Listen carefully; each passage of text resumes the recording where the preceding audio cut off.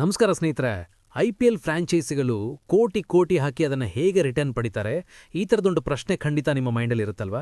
ಯಾಕಂದರೆ ಇತ್ತೀಚೆಗೆ RCB 16,706 ಕೋಟಿ ಕೊಟ್ಟು 4 ಪಾರ್ಟ್ನರ್ಸು ಅದರಲ್ಲಿ RCB ಟೀಮನ್ನು ಪರ್ಚೇಸ್ ಮಾಡಿದ್ರು.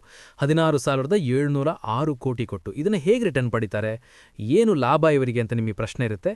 ಬನ್ನಿ ಇವತ್ತಿನ ವಿಡಿಯೋದಲ್ಲಿ ಎಲ್ಲವೂ ಕೂಡ ಸಿಗದಂಥ ಒಂದು ಎಕ್ಸ್ಪ್ಲನೇಷನ್ನು ಈಸಿಯಾಗಿ ಸಿಂಪಲ್ ಆಗಿ ನಿಮ್ಗೆ ಅರ್ಥ ಆಗುವ ಹಾಗೆ ಹೇಗೆ ಇನ್ಕಮ್ ಬರುತ್ತೆ, ವರ್ಕೌಟ್ ಆಗುತ್ತಾ ಇದು, ಸೊ ಇದ್ರ ಬಗ್ಗೆ ನಿಮಗೆ ಎಕ್ಸ್ಪ್ಲೇನ್ ಮಾಡ್ತಾ ಹೋಗ್ತೀನಿ.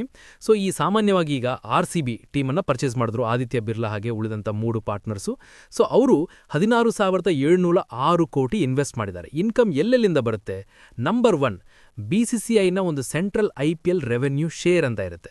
ಸೊ ಪ್ರತಿ ವರ್ಷ BCCI ಒಂದು ದೊಡ್ಡ ಅಮೌಂಟನ್ನು ಪಡೆಯುತ್ತೆ. ಬಹಳ ಮುಖ್ಯವಾಗಿ ಮೀಡಿಯಾ ರೈಟ್ಸಿಂದ, ಅಂದರೆ ಈ TV ನೀವು ಮೊಬೈಲಲ್ಲಿ ನೋಡ್ತೀರಾ, ಇದೆಲ್ಲವೂ ಕೂಡ ಒಂದಿಷ್ಟು ದೊಡ್ಡ ಲಮ್ಸಮ್ ಅಮೌಂಟನ್ನು ಪೇ ಮಾಡುತ್ತೆ BCCIಗೆ. ಇದು BCCIನ ನಂಬರ್ 1 ಇನ್ಕಮ್. ಎರಡನೇದಾಗಿ ಈ ಟೈಟಲ್ ಸ್ಪಾನ್ಸರ್ ಅಂತ, ಫಾರ್ ಎಕ್ಸಾಂಪಲ್ ಟಾಟಾ IPL ಅಥವಾ ವಿವೋ IPL ಅಂತ ಇತ್ತಲ್ಲ, ಆ ಟೈಟಲ್ ಸ್ಪಾನ್ಸರಿಂದ BCCIಗೆ ದೊಡ್ಡ ಅಮೌಂಟ್ ಬರುತ್ತೆ.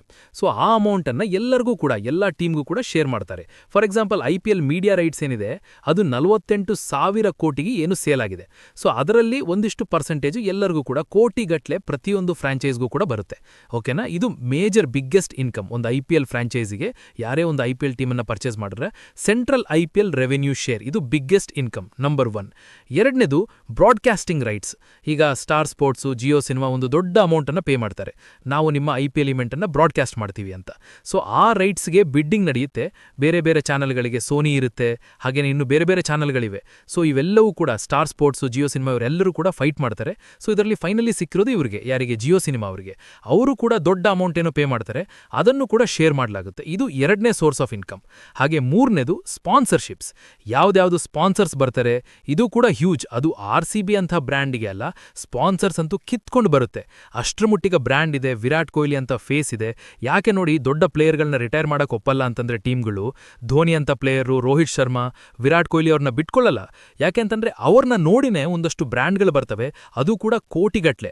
ಇನ್ನು ಈ ಸ್ಪಾನ್ಸರ್ಶಿಪ್ ಅಲ್ಲೂ ಕೂಡ ಹಲವಾರು ರೀತಿ ಇದೆ. ಇದರಲ್ಲಿ ಬಹಳ ಮುಖ್ಯವಾಗಿ ಒಂದು ಜರ್ಸಿ ಸ್ಪಾನ್ಸರ್, ಮೇಯ್ನ್ ಆಗಿ ಜರ್ಸಿ ಸ್ಪಾನ್ಸರ್ ಅಂತ ಇರುತ್ತೆ.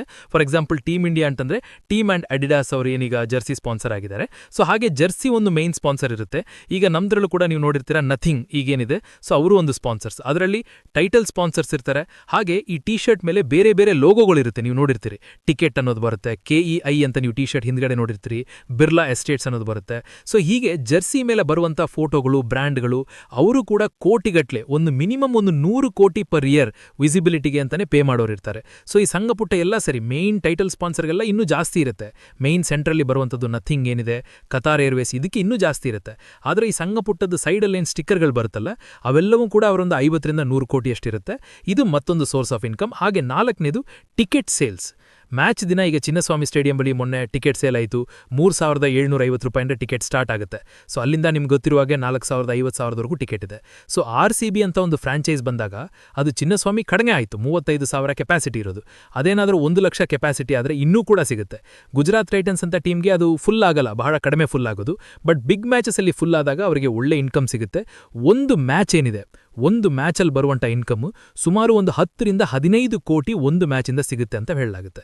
ಸೊ ಅಲ್ಲಿಗೆ ನಿಮಗೆ ಓವರಾಲ್ ನೀವು ನೋಡ್ತಾ ಇರ್ತೀರ, 14 ಮ್ಯಾಚ್ ಅಂತಂದರೆ ಎಷ್ಟಾಗುತ್ತೆ, ಅದೇ ಒಂದು 2-3 ಕೋಟಿವರೆಗೂ ಆಗುತ್ತೆ. ಇದು ಮತ್ತೊಂದು ಸೋರ್ಸ್ ಆಫ್ ಇನ್ಕಮ್. ಸೊ ಇದ್ರ ಜೊತೆಗೆ ಬೇರೆ ಏನು ಇನ್ಕಮ್ ಇದೆ ಅಂತ ನೋಡಿದ್ರೆ, 5ನೇ source of income merchandise sales. ಈಗ ನಿಮ್ಮ ಟೀಮ್ನ ವೆಬ್ಸೈಟಲ್ಲಿ ಅಥವಾ ಆ್ಯಪಲ್ಲಿ ಜರ್ಸಿ ಇರುತ್ತೆ, ಕ್ಯಾಪ್ ಇರುತ್ತೆ, ಫ್ಯಾನ್ ಗಿಯರ್ ಅಂತ ಇರುತ್ತೆ. So online plus stadium sales ಏನಿರುತ್ತೆ, ಅಲ್ಲೂ ಕೂಡ ಸೇಲ್ ಮಾಡ್ತಾ ಇರ್ತಾರೆ ಸ್ಟೇಡಿಯಂ ಒಳಗಡೆ. ಸೊ ಹಾಗೆ ಬೇರೆ ರೀತಿಯಾದಂಥ ಕ್ಯಾಂಪೇನ್ಗಳನ್ನ ಮಾಡಿ ಒಂದಷ್ಟು ಸೇಲ್ ಆಗ್ತಾ ಇರುತ್ತೆ. ಸೊ RCB ಅಂತೂ ನಿಮ್ಗೆ ಗೊತ್ತು, RCB ಫ್ಯಾನ್ಸ್ ಅಂತೂ ಜರ್ಸಿಗಳನ್ನ, ಕ್ಯಾಪ್ಗಳನ್ನ, ಶೂಗಳು, ಏನೇನು ಬೇಕು ಎಲ್ಲವನ್ನು ಕೂಡ ಪರ್ಚೇಸ್ ಮಾಡ್ತಾ ಇರ್ತಾರೆ. RCB ಫ್ರಾಂಚೈಸ್ ತೊಗೊಂಡವರಿಗೆ ಯಾವುದೇ ಟೆನ್ಷನ್ ಇಲ್ಲ, ಆಟೋಮೆಟಿಕಲಿ ಬಿಸಿ ದೋಸೆ ಸೇಲ್ ಆಗಾಗೆ ಸೇಲ್ ಆಗ್ತಾ ಇರುತ್ತೆ. ಇದು ಮತ್ತೊಂದು 5ನೇ ಸೋರ್ಸ್ ಆಫ್ ಇನ್ಕಮ್. ಮರ್ಚೆಂಡೈಸ್, ಅದನ್ನು ನೀವು ಹೇಗೆ ಪ್ರಮೋಟ್ ಮಾಡ್ತೀರಾ, ಮಾರ್ಕೆಟ್ ಮಾಡ್ತೀರಾ, ಅದರ ಮೇಲೆ ಡಿಪೆಂಡ್ ಆಗುತ್ತೆ. RCBಗಂತೂ ಮಾರ್ಕೆಟ್ ಮಾಡೋದು ವೆರಿ ಈಸಿ. ಸೋಷಿಯಲ್ ಮೀಡಿಯಾ ಕೂಡ, ಅಲ್ಲಿಂದ ಕೂಡ ಅವರು ಸೇಲ್ಗಳನ್ನ ಮಾಡ್ತಾರೆ. ಅವರ ಇನ್ಸ್ಟಾಗ್ರಾಮು, ಫೇಸ್ಬುಕ್ಕು, ಎಲ್ಲೆಲ್ಲಿದ್ದಾರೆ, ಟ್ವಿಟರ್, ಎಲ್ಲ ಕಡೆ ಕೂಡ ತಮ್ಮ ಪ್ರಾಡಕ್ಟ್ಗಳನ್ನ ಅವರು ಸೇಲ್ ಮಾಡ್ತಾರೆ. ಮಾಡ್ತಾರೆ. ಇನ್ನು 6ನೇದು ಬಂದು digital and social media revenue. ಒಂದು ಯೂಟ್ಯೂಬ್ RCBಯ ಯೂಟ್ಯೂಬ್ ಫಾಲೋವರ್ಸ್ ಅಂತೂ ಸಖತ್ತಾಗಿದ್ದಾರೆ. ಎಲ್ಲ ಪೋಸ್ಟ್ಗಳು ಓಡ್ತಾ ಇರುತ್ತೆ. RCB ಇನ್ಸೈಡ್ ದ ಆನಿ ಸೇಟ್ ಅವರ ವಿಡಿಯೋಗಳು ಕೂಡ ಸಖತ್ತಾಗಿ ಬಿಡುತ್ತೆ. ಇದು ಮೇನ್. ಇನ್ಸ್ಟಾಗ್ರಾಮ್ ಮಾನಿಟೈಸೇಷನಿಂದ ಒಂದಷ್ಟು ದುಡ್ಡು ಬರುತ್ತೆ ಅವರಿಗೆ. ಹಾಗೆ ಅದೊಂದು ಸಣ್ಣ ಅಮೌಂಟ್ ಅಂತ ಅನ್ಸ್ಬೋದು, ಬಟ್ ಎಲ್ಲೋ ಒಂದು ಕಡೆ ಯೂಸ್ ಆಗುತ್ತೆ ಅವರಿಗೆ. ಇನ್ಸ್ಟಾಗ್ರಾಮ್ ಪ್ರಮೋಷನ್ಸ್ ಇದು ಮತ್ತೊಂದು ಮೇನ್ ಆಗಿರೋದು. ಇನ್ಸ್ಟಾಗ್ರಾಮಲ್ಲಿ ಬೇರೆ ಬೇರೆ ಕೊಲಾಬ್ ಆಗ್ತಾ ಇರ್ತಾರೆ. ನೀವು ಬಿಗ್ ಬಾಸ್ಕೆಟ್ ಜೊತೆ ನೋಡ್ತಾ ಇರ್ತೀರಾ, ಉಮಾ ಜೊತೆ ನೋಡ್ತಾ ಇರ್ತೀರಾ. ಹೀಗೆ ದೊಡ್ಡ ದೊಡ್ಡ ಬ್ರ್ಯಾಂಡ್ಗಳು ಲಕ್ಷಗಟ್ಟಲೆ ಕೋಟಿಗಟ್ಟಲೆ ಕೊಡ್ತವೆ. ಸೊ ಆ ಕಾರಣಕ್ಕೆ ಇನ್ಸ್ಟಾಗ್ರಾಮ್ ಪ್ರಮೋಷನ್ ಕೂಡ ಬಹಳ ಮುಖ್ಯ ಆಗುತ್ತೆ. ಹಾಗೆ ಬ್ರ್ಯಾಂಡ್ ಕೊಲಾಬ್ರೇಷನ್ಸ್, ನಮ್ಮ RCB ಜೊತೆ ಕೂಡ ಬ್ರ್ಯಾಂಡ್ಗಳು ಸಾಕಷ್ಟು ದೊಡ್ಡ ದೊಡ್ಡ ಬ್ರ್ಯಾಂಡ್ಗಳು ಕೊಲಾಬ್ ಆಗಿವೆ. ಸೊ ಅದರಿಂದ ಕೂಡ ಅವರಿಗೆ ಕೋಟಿಗಟ್ಟಲೆ ಹಣ ಬರುತ್ತೆ.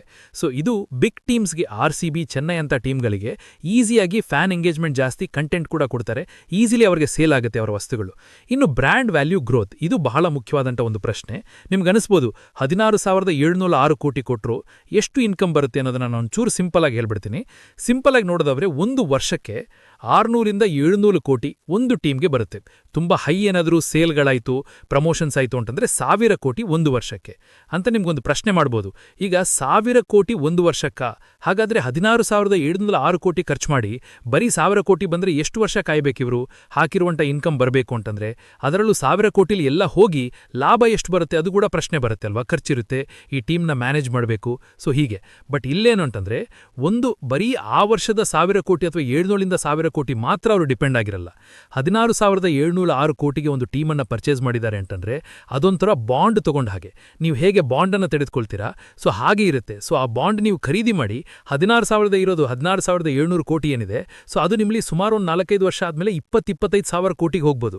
ಯಾಕಂದರೆ ನಾವು 400 ಕೋಟಿಗೆ 2008ರಲ್ಲಿ ಟೀಮನ್ನು ಪರ್ಚೇಸ್ ಮಾಡಿದ್ದು, ಇವತ್ತು ಅದು 16,700 ಕೋಟಿಗೆ ಹೋಗಿದೆ. ಸೊ ಹಾಗೆ ಇದನ್ನು ನೀವೇನು ಪರ್ಚೇಸ್ ಮಾಡಿದ್ದೀರಾ 16,700 ಕೋಟಿ, ಇದೊಂಥರ ಬಾಂಡ್ ತಗೊಂಡಿಟ್ಟ ಹಾಗೆ. ನೀವು ಒಂದು 5 ವರ್ಷ ಆದಮೇಲೆ ಅದು 25,000 ಕೋಟಿಗೆ ಹೋಗುತ್ತೆ, ನಿಮ್ಮ ವ್ಯಾಲ್ಯೂ ಹೆಚ್ಚಾಗುತ್ತೆ.